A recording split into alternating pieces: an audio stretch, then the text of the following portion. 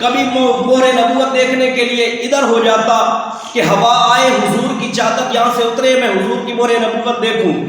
ابھی تک میں سوچ ہی رہا تھا کہ حضور نے مجھ سے فرمایا سلمان فارسی وہ جو پادری نے نشانی بتائی تھی آ کے دیکھ لیں، میرے دونوں کندھوں کے درمیان مہر نبوت۔ حضرت سلمان فارسی کو بڑی ڈھیروں قیمت دے کے آزاد کروایا گیا، اور یہودی نے یہ شرط رکھی تھی کہ ایک باغ تیار ہو جو اس سال پھل دو، پھر میں آپ کو آزاد کروں گا۔ حضور خود تشریف لے کے گئے، آپ نے اپنے ہاتھوں سے گٹھلیاں لگائیں، اور اس کی برکات اور معجزہ کیا ہوا کہ باقی جو باغ ہوتے ہیں وہ سالوں لگ جاتے ہیں تیار ہونے کے لیے، لیکن جو حضور نے باغ لگایا تھا اس نے ایک سال کے اندر 2 مرتبہ پھل دیا۔ اور سڑیاں کھجوراں اگا جاندہ ہے، اور پتھراں نو کلمے پڑھا جاندہ ہے، قطروں کو سمندر ذروں کو ستارہ کرتے ہیں، کونین کو خم آ جاتا ہے جب زلف سوارا کرتے ہیں۔